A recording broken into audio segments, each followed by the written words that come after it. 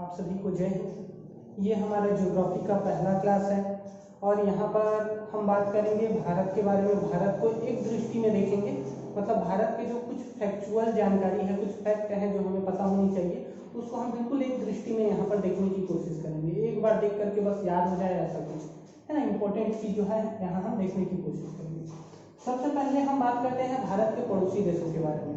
तो भारत के कुल जो है 9 पड़ोसी देश हैं। चलिए नाम देख लेते हैं। पाकिस्तान, अफगानिस्तान, चाइना, नेपाल, भूटान, म्यांमार, बांग्लादेश, श्रीलंका और मालदीव। ये भारत के 9 पड़ोसी देश हैं। लेकिन अगर ये कहा जाए कि भारत के वे पड़ोसी देश जो भारत के साथ अपनी स्थलीय सीमा शेयर करते हैं, मतलब भारत के साथ अपनी स्थलीय सीमा बनाते हैं, अगर ये हम बोले तो श्रीलंका और मालदीव हट जाएगा, क्योंकि भारत श्रीलंका या मालदीव के साथ अपनी स्थलीय सीमा नहीं बनाता है। यहाँ बीच में तो देखिए समुद्र आ गया ना, यहाँ पर देखिए हिंद महासागर वाले इलाके में है ये लोग।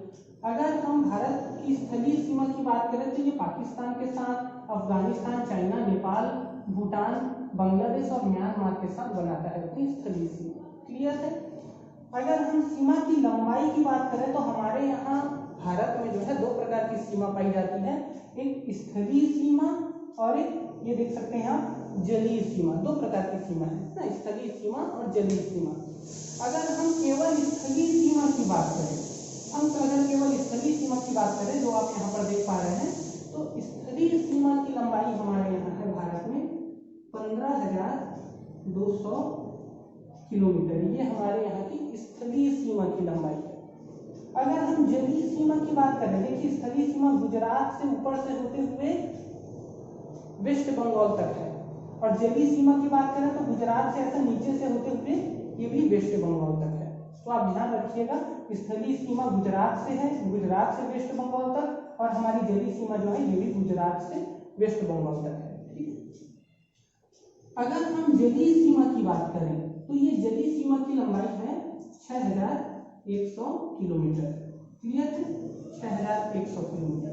अगर हम ये भारत के मुख्य भूमि की पूरी सीमा की बात करते हैं, अगर हम टोटल सीमा की बात करते हैं तो ये आ जाता है हमारा 21,300 किलोमीटर। टोटल सीमा आ जाता है हमारा 21,300 किलोमीटर।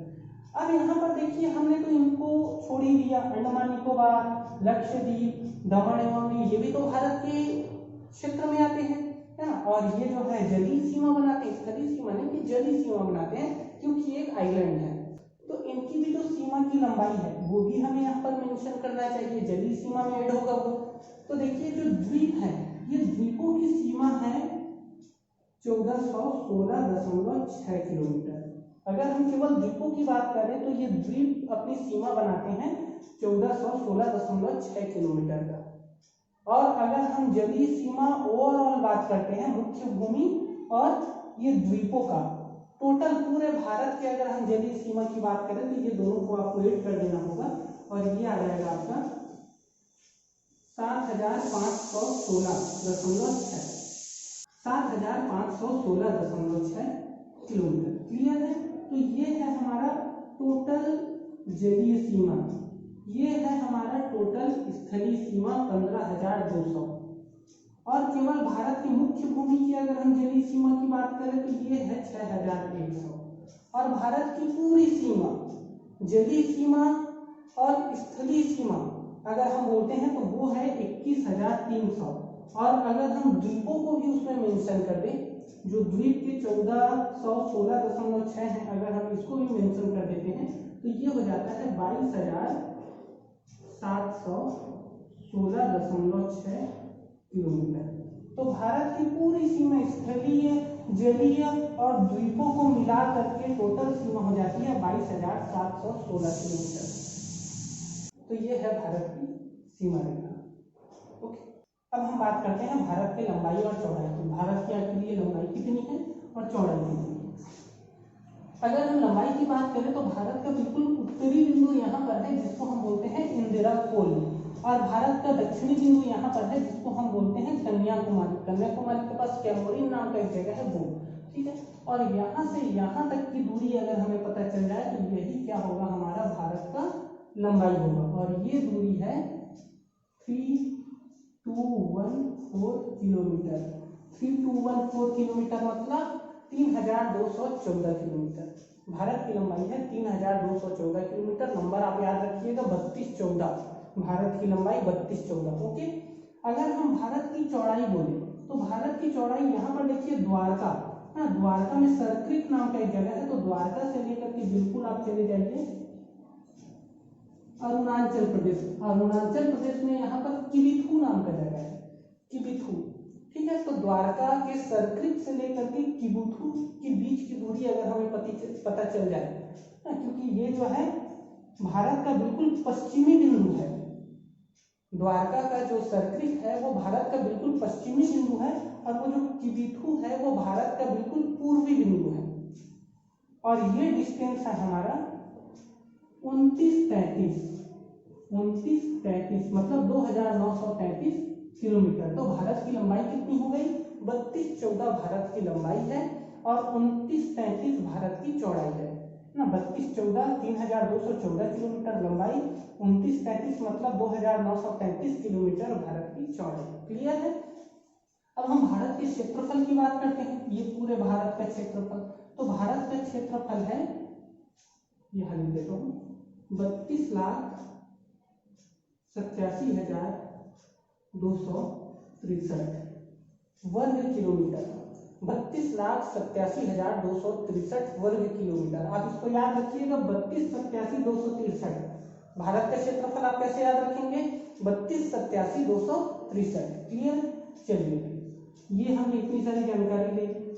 अब हम बात करते हैं भारत के अक्षांश और देशांतर रेखाओं के बारे में। थोड़ा सा मैं अक्षांश और देशांतर रेखा के बारे में बता देता हूँ। जब ज्योग्राफी पढ़ाऊंगा तो इसके लिए मैं अलग से एक वीडियो बनाऊंगा। अब फिर भी यहाँ पर एक थोड़ा सा जानकारी ले लीजिए। जैसे आप यहाँ पर देख सकते हैं, ये मान लेते हैं हमारी पृथ्वी है, तो पृथ्वी को हमने कई अक्षांश रेखाओं में और कई देशांतर रेखाओं में बांटा हुआ है। और ये सभी रेखाएं काल्पनिक रेखा, ऐसा दिखता नहीं है कहीं पर कि ये अक्षांश रेखा देखो जा रही है, ऐसा नहीं है ना, ये काल्पनिक रेखा है।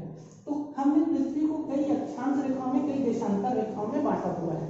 अक्षांश रेखाएं मतलब जो ये ऐसी आड़ी रेखा है, देशांतर रेखाएं मतलब ये हमारी खड़ी रेखा है। तो हमने पृथ्वी को कई अक्षांश और देशांतर रेखाओं में बांटा हुआ है, और इसी के माध्यम से हम किसी स्थान का लोकेशन जो है बता सकते हैं कि भाई इस अक्षांश से इस अक्षांश के बीच में और इस देशांतर से इस देशांतर के बीच में ये देश है। जैसे मान लीजिए यहाँ पर ये कोई देश है, तो ये देश की सीमा कौन बनाएगा? ये वाली अक्षांश रेखा है और ये वाली देशांतर रेखा है।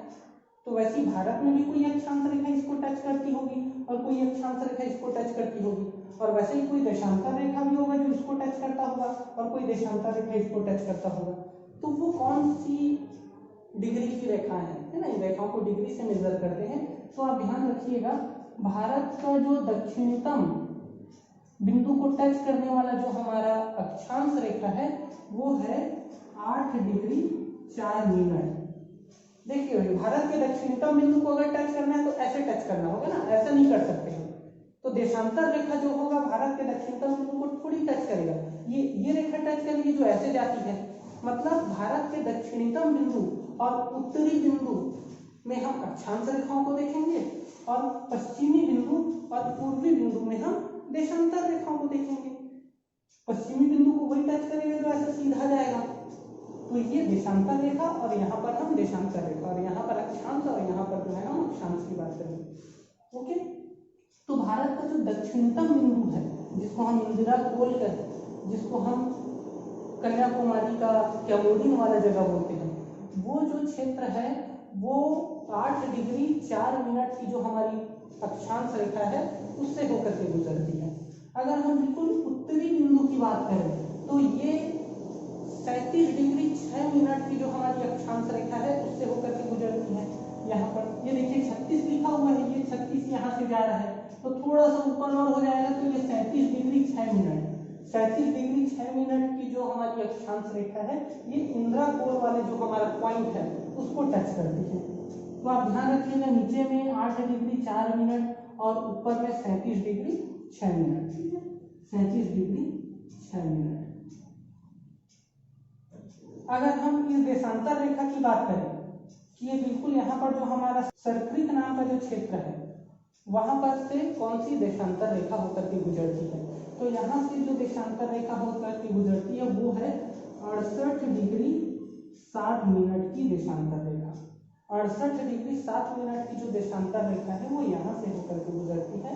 और अगर हम यहाँ की बात करें कि विथु नाम की जगह से कौन सी देशांतर रेखा होकर के गुजरती है, तो वो है हमारा 97 डिग्री 25 मिनट।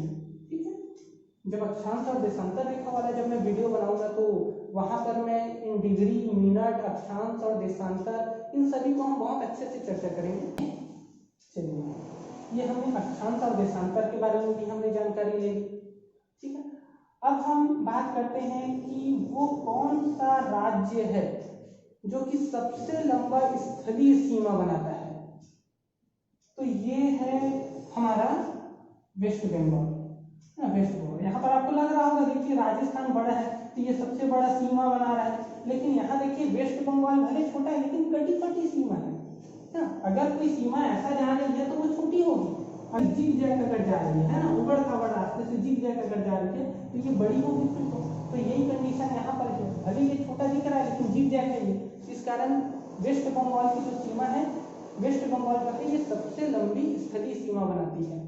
अगर जलीय सीमा की बात करें, सबसे बड़ी जलीय सीमा कौन बनाती है, तो यहाँ पर आ जाएगा हमारा गुजरात, है ना। गुजरात सबसे बड़ी जलीय सीमा बनाती है, लगभग 1416 किलोमीटर लंबी है इसकी जलीय सीमा। क्लियर है। चलिए, ये था आज का हमारा छोटा सा टॉपिक और अगले वीडियो में फिर एक और इसके आगे की बात करेंगे, है ना, नए टॉपिक के साथ आएंगे हम। तो आप सभी अगर किसी ने सब्सक्राइब नहीं किया है तो पहले सब्सक्राइब कर दीजिए, तब आपको पता चलेगा कि मैं वीडियो डाल रहा हूँ ना। बेल आइकन को भी दबा दीजिएगा। और अगर कोई डाउट है इस चैप्टर से रिलेटेड तो आप उसको जो है कमेंट बॉक्स में डालिए। ओके।